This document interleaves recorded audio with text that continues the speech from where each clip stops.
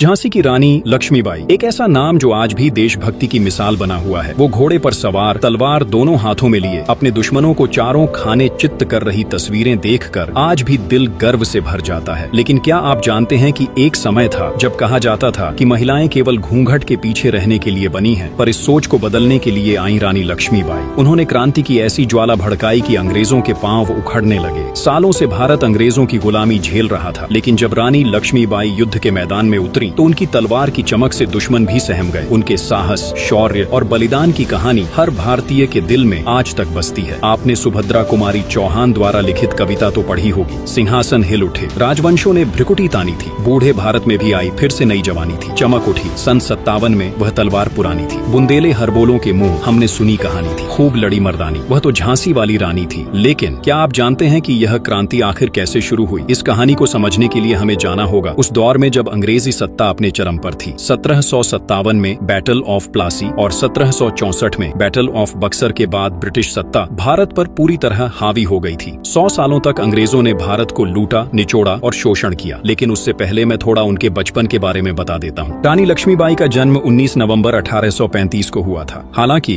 कई पुस्तकों में उनका जन्म 1828 भी लिखा मिलता है, लेकिन सही तिथि 1835 ही मानी जाती है। एक मराठी ब्राह्मण परिवार में जन्मी लक्ष्मीबाई का असली नाम मणिकर्णिका था। उनके पिता मोरपंत तांबे पेशवा बाजीराव द्वितीय के दरबार में सलाहकार थे और माता भागीरथी सपरे एक धार्मिक विचारों वाली महिला थी। उनके परिवार में सब कुछ खुशहाली से चल रहा था, लेकिन नियति ने बचपन में ही उन्हें एक कठिन परीक्षा दे दी। जब वह मात्र 4 वर्ष की थी तब उनकी माता का देहांत हो गया। इसके बाद उनके पिता उन्हें बिठूर ले आए, जो कानपुर के पास स्थित था। बिठूर में पेशवा बाजीराव द्वितीय का दरबार था और वहीं मणिकर्णिका का बचपन बीता। बचपन से ही वह आम लड़कियों से अलग थी। उन्हें घुड़सवारी, तलवारबाजी और युद्ध कला सीखने का जुनून था। छोटी उम्र में ही उन्होंने अस्त्र शस्त्र में महारत हासिल कर ली थी। यही कारण था कि आगे चलकर वह झांसी की रानी बनी और अंग्रेजों के लिए सबसे बड़ा खतरा साबित हुई। बचपन में मनु के 2 सबसे करीबी दोस्त थे, एक नाना साहेब और दूसरा तात्या टोपे। नाना साहेब मराठा पेशवा बाजीराव द्वितीय के पुत्र थे। जब अंग्रेजों ने उनकी पेंशन बंद कर दी तो उन्होंने ब्रिटिश हुकूमत के खिलाफ विद्रोह कर दिया और 1857 की क्रांति में कानपुर से नेतृत्व किया। वहीं तात्या टोपे रानी लक्ष्मीबाई के विश्वास पात्र थे, कुशल रणनीतिकार, युद्ध कौशल में निपुण और अंग्रेजों के खिलाफ विद्रोह में महत्वपूर्ण भूमिका निभाने वाले नायक। मनु, नाना साहेब और तात्या टोपे ये तीनों बचपन से साथ खेले, शरारतें की, लेकिन नियति ने इनके लिए कुछ और ही लिखा था। एक दिन यही तीनों अंग्रेजों के सबसे बड़े दुश्मन बनेंगे। रानी लक्ष्मीबाई को बचपन में छबीली भी कहा जाता था। कानपुर के नाना की मुंहबोली बहन छबीली थी। लक्ष्मीबाई नाम, पिता की वह संतान अकेली थी। नाना के संग पढ़ती थी, वह नाना के संग खेली थी। बर्छी, ढाल, कृपाण, कटारी उसकी यही सहेली थी। वीर शिवाजी की गाथाएं उसको याद जबानी थी। बुंदेले हरबोलों के मुंह हमने सुनी कहानी थी। खूब लड़ी मर्दानी, वह तो झांसी वाली रानी थी। अपनी सुंदरता और चुलबुलापन से वह हर किसी का दिल जीत लेती थी। वह बचपन से ही महाराज शिवाजी, महाभारत और रामायण की कहानियां सुनकर बड़ी हुई थी। इन कहानियों ने उनके मन में देशभक्ति और साहस की भावना भर दी। ऐसा कहा जाता है कि जब मनु छोटी थी तब एक ज्योतिषी ने उनके पिता से कहा था कि आपकी बेटी कोई साधारण लड़की नहीं है, वह एक दिन रानी बनेगी। लेकिन लोगों को उस समय कहाँ पता था कि यह कोई आम रानी नहीं बल्कि यह रणभूमि की महारानी बनने वाली थी। मनु धीरे धीरे बड़ी हो रही थी। उन्होंने घुड़सवारी, तलवारबाजी और रणनीति में महारत हासिल कर ली थी, लेकिन नियति ने उनके लिए कुछ और ही तय कर रखा था। 1850 में मात्र 14 वर्ष की आयु में उनकी शादी झांसी के राजा गंगाधर राव नेवलकर से कर दी गई। अब मनु कानपुर की छबीली से झांसी की रानी लक्ष्मीबाई बन चुकी थी। झांसी की प्रजा ने उन्हें खुले दिल से स्वीकार किया और रानी भी पूरी निष्ठा से झांसी की रक्षा और शासन में जुट गई। वहीं 1851 में रानी लक्ष्मीबाई ने एक पुत्र को जन्म दिया जिसका नाम दामोदर राव रखा गया। पूरा राज्य इस खुशी से आनंदित था, लेकिन यह खुशी ज्यादा दिन नहीं टिक पाई। महज 4 महीने बाद ही दामोदर राव की मृत्यु हो गई। इस दुख ने राजा गंगाधर राव को अंदर तक झकझोर कर रख दिया। वे मानसिक और शारीरिक दोनों रूप से कमजोर पड़ने लगे। इस स्थिति में उन्होंने अपने चचेरे भाई वासुदेव राव नेवलकर के एक बच्चे आनंद राव को गोद ले लिया और उसे दामोदर राव नाम दे दिया। लेकिन उस समय British governor general Lord Dalhousie ने भारत में एक क्रूर नीति लागू कर दी थी, डॉक्ट्रिन ऑफ लैप्स, जिसे आमतौर पर हड़प नीति कहा जाता है। इस नीति के तहत अगर किसी राज्य का राजा बिना सगे उत्तराधिकारी के मर जाता तो वह राज्य ब्रिटिश साम्राज्य में मिला दिया जाता। झांसी भी इस नीति का शिकार होने वाली थी। राजा गंगाधर राव की कोई सगी संतान नहीं थी, केवल गोद लिया हुआ पुत्र दामोदर राव था। इस पर राजा गंगाधर राव ने झांसी को अंग्रेजों को सौंपने से साफ इनकार कर दिया। उस समय समय अंग्रेजों ने कुछ देर के लिए चुप्पी साध ली, लेकिन वे हार मानने वालों में से नहीं थे। 1853 में जब राजा गंगाधर राव का स्वास्थ्य अत्यधिक बिगड़ गया तो उनकी मृत्यु हो गई, और जैसे ही राजा का देहांत हुआ अंग्रेजों ने अपना असली रंग दिखा दिया। उन्होंने षड्यंत्र रचकर रानी लक्ष्मीबाई को झांसी छोड़ने का पत्र भेज दिया। जरा सोचिए, एक 18 साल की लड़की जिसका अभी अभी पति चल बसा, जिसकी अपनी कोई संतान नहीं, जिसके सिर से पति की छत्र छाया हट चुकी थी, और अब अंग्रेज झांसी छीनने के लिए खड़े थे। लेकिन कहते हैं न कि भगवान भी कठिन परीक्षा उन्हें ही देता है जो उसे सहने की ताकत रखते हैं। अगर आपको कभी लगे कि आपके जीवन में दुख बहुत बड़ा है तो रानी लक्ष्मीबाई को याद कर लीजिएगा, जिन्होंने अपने पति खो दिए, संतान खो दी और अब झांसी भी खोने वाली थी, लेकिन फिर भी उन्होंने हार नहीं मानी। तब अंग्रेजों ने कहा, झांसी का किला छोड़ दो, लेकिन लक्ष्मीबाई ने साफ ऐलान कर दिया, मैं अपनी झांसी नहीं दूंगी। अब रानी लक्ष्मीबाई 19 साल की उम्र में झांसी को संभालने लगी। उन्होंने न सिर्फ प्रशासन संभाला बल्कि खुद को युद्ध के लिए तैयार करने में जुट गईं। वे हर सुबह 3 बजे उठती, इसके बाद कुछ समय मेडिटेशन करती, फिर सुबह 8 बजे दरबार में पहुंचती, फिर अगले 3 घंटे में वे सैन्य तैयारियों की रिपोर्ट देखती, सैन्य अधिकारियों से चर्चा करती और ब्रिटिश नीतियों का विश्लेषण करती। दोपहर तक ये कार्य समाप्त होते, फिर वे झांसी की जरूरतमंद प्रजा से मिलती। वे दान में विश्वास रखती थी, इसलिए गरीबों और भिक्षुओं को दान देती, और दोपहर का भोजन करने के बाद फिर से वह 3 बजे कोर्ट में लौटती और न्यायिक मामलों, राजस्व और वित्तीय विभागों को देखती। शाम तक काम करती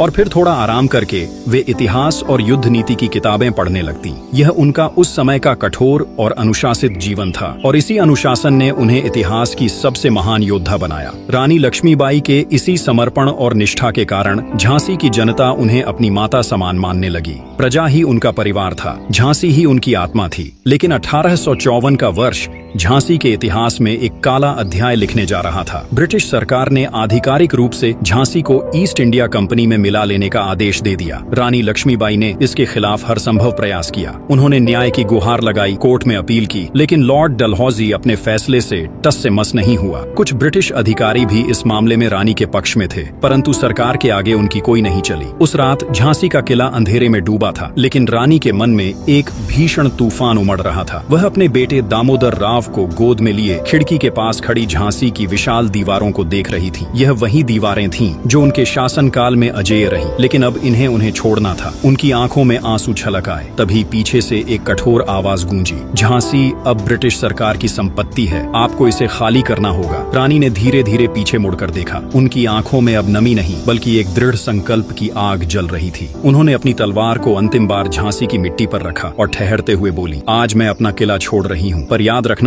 एक दिन मैं इसे वापस जरूर लूंगी। उस रात रानी लक्ष्मीबाई अपने बेटे के साथ झांसी के किले से निकल गईं। अब वह पास में एक छोटी सी हवेली में रहने लगी, लेकिन उनका संघर्ष यहीं समाप्त नहीं हुआ। अंग्रेजों ने उनके लिए केवल 5,000 रुपए मासिक पेंशन तय कर दी। यह पेंशन एक रानी के लिए नहीं बल्कि एक साधारण अंग्रेज नागरिक के लिए भी अपर्याप्त थी, और तो और उनके गहने तक जब्त कर लिए गए। जिस रानी ने अपना सब कुछ झांसी के लिए समर्पित कर दिया था, उसे अब एक सामान्य अंग्रेज नागरिक से भी नीचा का दर्जा दे दिया गया था। लेकिन रानी लक्ष्मीबाई इतनी आसानी से हार मानने वाली नहीं थी। वह लगातार झांसी को वापस पाने का मार्ग खोज रही थी। तभी उन्होंने एक नाम सुना, जॉन लैंग। यहाँ मैं बता दूं कि जॉन लैंग एक ऑस्ट्रेलियाई वकील थे जिन्होंने पहले भी ईस्ट इंडिया कंपनी के खिलाफ मुकदमे जीते थे। वह खुद भी ब्रिटिश सरकार की अन्यायपूर्ण नीतियों से घृणा करते थे। रानी ने तुरंत जॉन लैंग को अपने पास बुलाने का आदेश दिया। उनके स्वागत में 50 घुड़सवार भेजे गए। पालकी में एक छोटा सा बक्सा रखा गया जिसमें बर्फ के टुकड़ों के बीच विदेशी शराब और बियर रखी गई थी। जब जॉन लैंग ने यह देखा तो उन्हें एहसास हो गया कि रानी लक्ष्मीबाई कोई साधारण महिला नहीं है। जब वे झांसी पहुंचे और रानी से मिले तो उन्होंने अपनी किताब में रानी लक्ष्मीबाई के बारे में लिखा कि उस समय रानी मध्यम कद की तगड़ी महिला थी। उनका चेहरा अत्यंत गोल और सुंदर था। उनकी त्वचा अत्यधिक गोरी थी। उन्होंने कोई गहने नहीं पहने थे, केवल कानों में छोटी छोटी बूंदों के आकार की बालियां थीं। लेकिन इस भव्यता और शालीनता के पीछे एक टूटी हुई रानी खड़ी थी। रानी ने गंभीर स्वर में पूछा, क्या मेरी झांसी को वापस पाया जा सकता है? जॉन लैंग कुछ देर चुप रहे, फिर उन्होंने धीरे से सिर झुका लिया। रानी साहिबा, यह लड़ाई बेकार है। ब्रिटिश सरकार कभी आपको झांसी नहीं लौटाएगी। इतना कहकर वह वहां से चले गए। समय बीतता गया और ब्रिटिश सरकार ने रानी की पेंशन बढ़ाने की किसी भी मांग को अनसुना कर दिया। झांसी में धीरे धीरे विरोध के स्वर उठने लगे, परंतु वे इतने प्रभावी नहीं थे कि अंग्रेजी हुकूमत को हिला सके। परंतु रानी लक्ष्मीबाई के भीतर अब विद्रोह की ज्वाला जल चुकी थी। उन्हें एहसास हो गया था कि न्याय की गुहार से कुछ नहीं होने वाला। अब समय था उस वचन को निभाने का जो उन्होंने जाते जाते दिया था, मैं अपनी झांसी नहीं दूंगी। 1854 में झांसी की रानी के साथ जो अन्याय हुआ था, वही अन्याय न्याय नाना साहेब के साथ भी दोहराया जा रहा था। पेशवा बाजीराव द्वितीय का भी कोई सगा संतान नहीं था, इसीलिए उन्होंने नाना साहेब को गोद लिया था। लेकिन अंग्रेजों ने नाना साहेब की पेंशन में भी हेर फेर करने लगे। अब कानपुर में नाना साहेब अंग्रेजी हुकूमत के खिलाफ आवाज उठा रहे थे। कई जगह सैनिक विद्रोह हो रहे थे, लेकिन ब्रिटिश सरकार इन क्रांतियों को उभरने से पहले ही कुचल देती थी। अंग्रेजों का यही तरीका था, जहाँ भी विरोध उठता उसे जड़ से खत्म कर दिया जाता। इसी बीच रानी लक्ष्मीबाई ने नाना साहेब को एक पत्र लिखा। नाना, अब अंग्रेजों से विनती करने का समय बीत चुका है, अब उनके खिलाफ खुली जंग छेड़ना जरूरी है। इस पत्र ने नाना साहेब के मन में क्रांति की चिंगारी जला दी। विद्रोह की आग फैलने लगी। मेरठ, दिल्ली, कानपुर और लखनऊ में विरोध की लपटें उठने लगी। दिल्ली में बहादुर शाह जफर को सम्राट घोषित किया गया। कानपुर में नाना साहेब ने मोर्चा संभाल लिया। लखनऊ में बेगम हजरत महल ने अंग्रेजों के खिलाफ बिगुल बजा दिया, लेकिन अंग्रेजों ने हर जगह विरोध को कुचल दिया। उनका सबसे बड़ा हथियार था फूट डालो और राज करो। वे यह सुनिश्चित कर रहे थे कि भारतीय क्रांतिकारी एकजुट न हो पाएं। जहां भी हल्की सी क्रांति की आग उठती, वहां उसे तुरंत बुझा दिया जाता। धीरे धीरे वर्ष 1857 आ गया। अब अंग्रेजों की बर्बरता अपनी चरम सीमा पर थी। किसानों की हालत बद से बदतर हो चुकी थी। अंग्रेजों ने उनकी फसलें छीन ली थी। जमींदारों के अत्याचार बढ़ते जा रहे थे। लोगों पर अत्यधिक कर लगाया जा रहा था। लेकिन भारतीयों के लिए सबसे बड़ा झटका तब लगा जब अंग्रेजों ने उनके धार्मिक विश्वासों पर हमला किया। ब्रिटिश सेना ने भारतीय सैनिकों को उस समय एक नई एनफील्ड राइफल्स दी थी। इन राइफल्स में इस्तेमाल होने वाली कार्ट्रिजों को मुंह से काटकर खोलना पड़ता था। कुछ दिनों बाद यह खबर आग की तरह फैल गई कि इन कार्ट्रिजों में गाय और सुअर की चर्बी मिली हुई है। ये हिंदू और मुस्लिम दोनों के लिए असहनीय अपमान था। जहाँ हिंदुओं के लिए गाय पवित्र थी, वे गायों को माता मानते थे, वे उसकी हत्या की कल्पना भी नहीं कर सकते थे। वहीं मुसलमानों के लिए सुअर हराम था, वे उसका स्पर्श भी नहीं कर सकते थे। यह खबर सुनते ही भारतीय सैनिकों में आक्रोश फूट पड़ा। यह सिर्फ एक कार्ट्रिज नहीं थी, ये भारत के आत्मसम्मान पर चोट थी। अब क्रांति की आग बस भड़कने ही वाली थी। उस समय ब्रिटिश ईस्ट इंडिया कंपनी की सेना में एक भारतीय सिपाही थे जिनका नाम मंगल पांडे था। जब मंगल पांडे को पता चला कि अंग्रेजों ने उनके धर्म का अपमान किया है, तो उनका खून खौल उठा। उस दिन उन्होंने अपनी बंदूक उठाई और ब्रिटिश अधिकारियों पर हमला कर दिया। अंग्रेजों के लिए यह अप्रत्याशित था। उन्होंने तुरंत मंगल पांडे को गिरफ्तार कर लिया और मौत की सजा सुना दी। मंगल पांडे को 1857 को फांसी दी जानी थी, लेकिन ब्रिटिश सरकार डर गई। उन्हें लगा कि इतने बड़े विद्रोही को खुलेआम फांसी देने से सैनिक भड़क सकते हैं, इसलिए उन्होंने फांसी की तारीख 10 दिन पहले कर दी। 8 अप्रैल 1857 को ही मंगल पांडे को फांसी दे दी गई। लेकिन अंग्रेजों की यह चालाकी बेकार गई। मंगल पांडे की शहादत की खबर जंगल में आग की तरह फैल गई। अब भारत के हर कोने में गूंज रहा था, अब बहुत हो गया, अब क्रांति अवश्य होगी। मेरठ छावनी में भारतीय सैनिक बेचैन हो उठे। यह बेचैनी अब एक भीषण विस्फोट में बदलने वाली थी। 10 मई 1857 की रात मेरठ में एक अजीब सी खामोशी छाई हुई थी। यह खामोशी तूफान से पहले की शांति थी। चारों ओर कोई आवाज नहीं थी, लेकिन दिलों में एक अग्नि जल रही थी। अचानक जैसे ही घड़ी की सुइयों ने रात के 12 बजाए, भारतीय सैनिकों ने अपनी बंदूकें उठा ली। चुपके से बैरकों में आग लगाई गई और उन अंग्रेज अधिकारियों को मार गिराया गया जिन्होंने भारतीय सैनिकों और आम नागरिकों पर अत्याचार किए थे। यह बगावत की पहली चिंगारी थी जो अब पूरे देश में फैलने वाली थी। बगावत की यह खबर हवा की तरह फैलने लगी। कानपुर, लखनऊ, दिल्ली, झांसी, हर दिशा में क्रांति की आग सुलग उठी थी। दिल्ली में भारतीय सिपाही बहादुर शाह जफर को सम्राट घोषित कर चुके थे। यह एक बहुत बड़ा झटका था ब्रिटिश साम्राज्य के लिए। अब दिल्ली की गलियों में अंग्रेजों का नाम तक सुनाई नहीं दे रहा था। सभी भारतीय एकजुट हो गए थे और यह संघर्ष सिर्फ सिपाही विद्रोह नहीं, बल्कि भारत की स्वतंत्रता संग्राम की शुरुआत थी। उधर कानपुर में नाना साहेब पेशवा ने मोर्चा संभाला था। उनका नेतृत्व सैनिकों और आम नागरिकों में एक नई उम्मीद का संचार कर रहा था। नाना साहेब के नेतृत्व में भारतीय सिपाही अंग्रेजों को चारों ओर से घेर चुके थे। हफ्तों तक घमासान युद्ध चलता रहा। भारतीय सैनिकों ने दृढ़ संकल्प से युद्ध लड़ा। इस दौरान अंग्रेजों ने हर मुमकिन कोशिश की, लेकिन वे भारतीयों के साहस और संघर्ष के सामने टिक नहीं सके। इसी दौरान गंगा के किनारे स्थित सती चौरा घाट पर एक भयंकर संघर्ष हुआ। भारतीय सैनिकों ने अचानक ब्रिटिश सैनिकों पर गोलियों की बौछार कर दी। यह हमला बेहद घातक था। गंगा के पानी में खून बहने लगा और घाट के आसपास की हवा में चीखें गूंज उठी। यह नरसंहार इतिहास में सती चौरा घाट नरसंहार के नाम से दर्ज हो गया। यह दृश्य न केवल भारतीय सैनिकों के साहस का प्रतीक बना, बल्कि यह उनकी स्वतंत्रता की ललक और ब्रिटिश साम्राज्य के खिलाफ उनके गुस्से का भी प्रतीक था। गंगा का पानी अब लाल हो चुका था, जैसे देश के लिए एक नया अध्याय लिखने का समय आ चुका हो। इधर रानी लक्ष्मीबाई भी फिर से किले पर अपना शासन स्थापित कर ली, लेकिन असली भयावहता अब शुरू हुई थी। अंग्रेजों की पत्नियां, उनके बच्चे, उन सब पर भी हमला होने लगा। यह हमला न केवल बेरहमी से किया गया, बल्कि इसे बीबी घर नरसंहार के नाम से भी जाना गया। इन निर्दोष महिलाओं और बच्चों की हत्या के बाद ब्रिटिश हुकूमत में घबराहट फैल गई। अंग्रेजों ने अब एक कड़ा संदेश दिया, अब कोई माफी नहीं, सिर्फ बदला। ब्रिटिश अफसरों ने यह फैसला किया कि अब कोई नरमी नहीं बरती जाएगी। जैसे ही यह आदेश आए, कई अफसरों के मुंह से निकला, नो वकील, नो दलील। हर भारतीय विद्रोही को तोप से बांधकर उड़ा दो, सड़कों पर सार्वजनिक फांसी दो, बहादुर शाह जफर के पोतों को अधनंगा करके पॉइंट ब्लैंक पर गोली मार दो। दिल्ली, कानपुर, लखनऊ, जहां भी बगावत की लपटें उठी थीं, वहां ब्रिटिशों ने उसे निर्दयता से कुचलने का प्रयास किया। सड़कों पर लाशों के ढेर लगने लगे। विद्रोही सैनिकों को पकड़कर तोपों से बांधकर उड़ा दिया गया।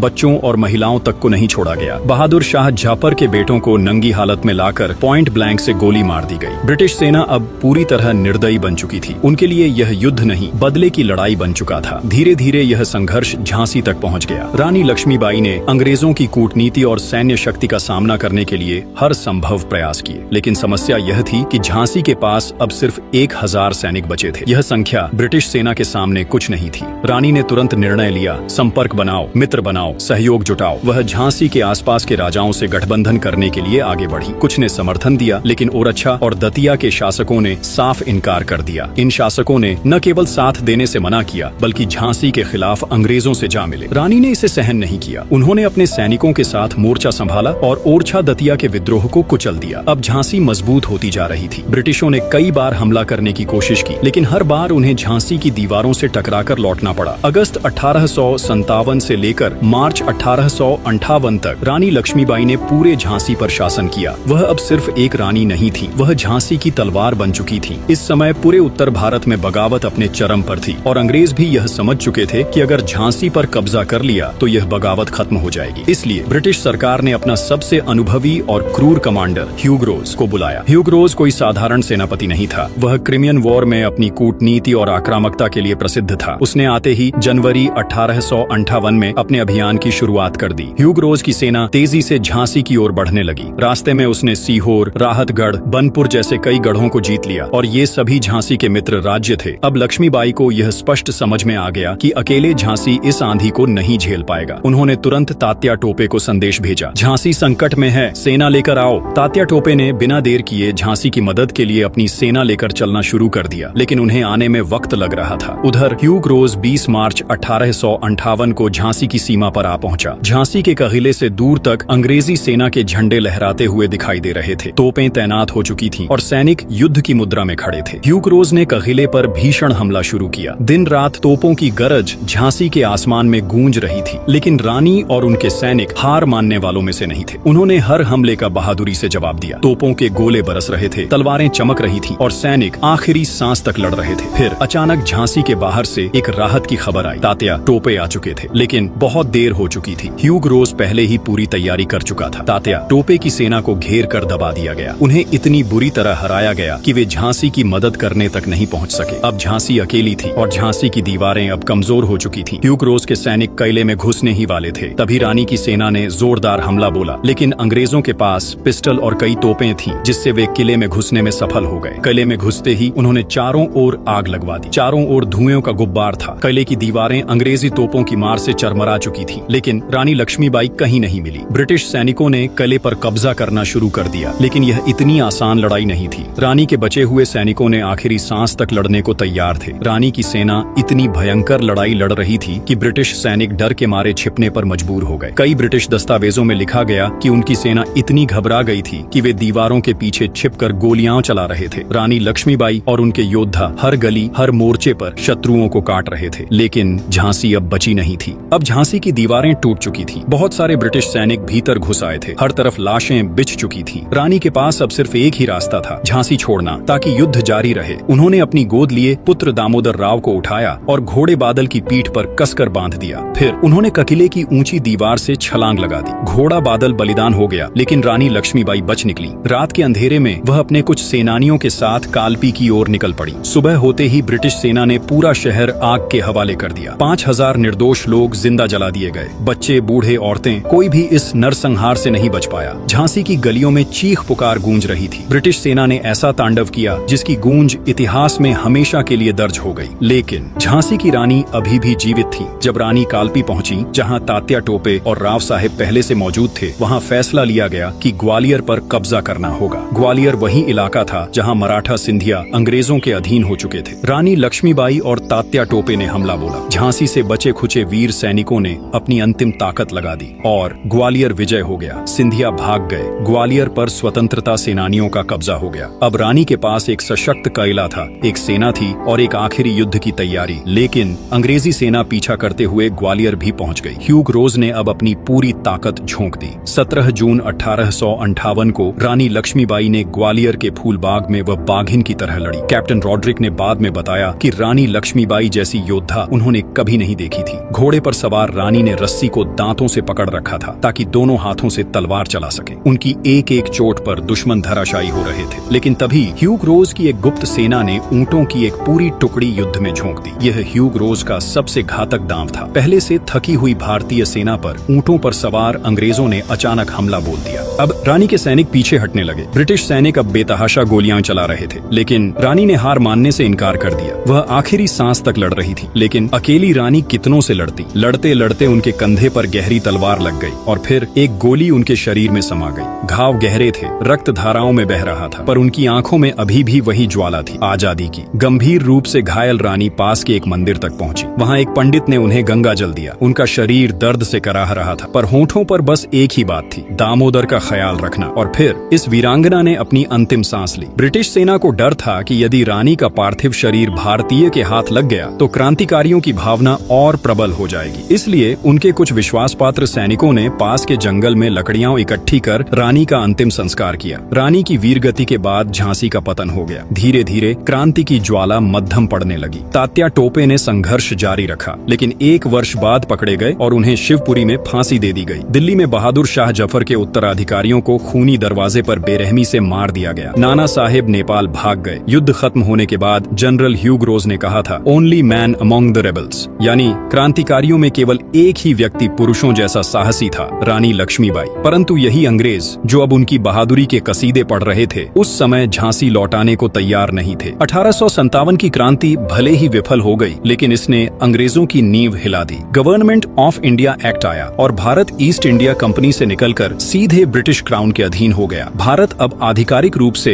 ब्रिटिश इंडिया बन चुका था। रानी लक्ष्मीबाई का बलिदान व्यर्थ नहीं गया। उनका साहस, उनकी वीरता और उनका विद्रोही जज्बा हर भारतीय के हृदय में अमर हो गया। इतिहास ने उन्हें केवल एक योद्धा के रूप में नहीं, बल्कि एक प्रेरणा के रूप में अंकित किया। मात्र 23 साल की उम्र में वह अंग्रेजों से जा भिड़ी और एक ऐसी प्रेरणा बन गई जो कभी नहीं मिटेगी। उम्मीद है आप लोगों को रानी लक्ष्मीबाई की वीर गाथा पसंद आया होगा। आप लोग अगर यहाँ तक वीडियो देख लिए है तो मैं आपसे एक विशेष निवेदन करता हूँ, कमेंट करके जरूर बताएं कि रानी लक्ष्मीबाई की इस प्रेरणादायक गाथा के बाद आप किस वीर या वीरांगना की कहानी सुनना चाहेंगे। और यदि आप गोंडवाना के अमर वीरांगना रानी दुर्गावती की गाथा सुनना चाहते हैं तो स्क्रीन पर दिख रहे वीडियो पर जरूर क्लिक करें। वीडियो देखने के लिए आपका बहुत बहुत धन्यवाद।